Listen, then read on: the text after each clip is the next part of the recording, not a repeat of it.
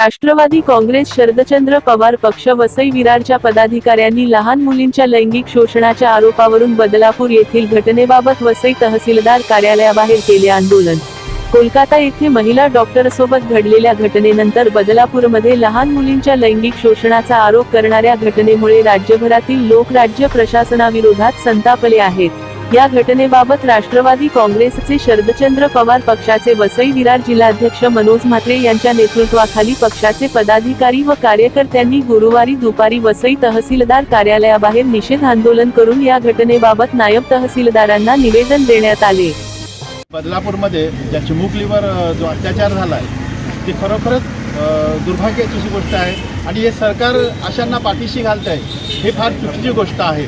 त्यांना त्या चिमुकलीला न्याय मिळणं गरजेचं आहे आणि ज्याने हा दुष्कर्म केलेला आहे त्यांना फाशीची सजा होणं गरजेचं आहे।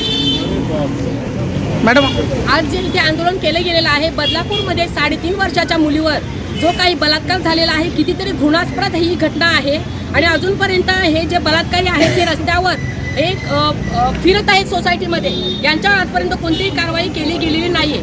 महिला सुरक्षित आहेत कुठे? मंदिरामध्ये महिला मुली सुरक्षित नाहीयेत, हॉस्पिटलमध्ये महिला मुली सुरक्षित नाहीयेत, शाळेमध्ये मुली सुरक्षित नाहीयेत। मग 1,500 रुपये दिले आहेत हे काय म्हणजे महिलांना यासाठी दिलेले आहेत की आम्ही तुमच्यावर बलात्कार करतो आणि 1,500 घ्या आणि गप्पा बसा? शरम वाटायला पाहिजे या शिंदे सरकारला आणि देवेंद्र फडणवीसांनी तर राजीनामा द्यायला पाहिजे जर त्यांना महिलांना सुरक्षित ते ठेवू शकत नाही। आणि हे यांचे जे लाडकी बहीण योजना आणले, कशासाठी आणलेली आहे ही योजना? नकोय आम्हाला ती योजना। आम्हाला महिलांची सुरक्षितता हवी आहे। रस्त्यावर मेणबत्ती घेऊन फिरून आणि जाळण्यापेक्षा त्या नराधामांना भर चौकात जाळा, ही कारवाई झाली पाहिजे। मग ती फुलनदेवी चांगली होती की त्या फुलनदेवीने जे कोणी रेपिस्ट होते, जे कोणी बलात्कार करायचे त्यांना धडाधड ती गोळी घालायची? हे चांगलं देव आहे ना? म्हणजे फुलनदेवी आम्हाला महिलांनाच बनावं लागणार आहे। मग या सरकारचं काय करायचं आहे? राजीनामा द्या आणि बाजूला व्हा।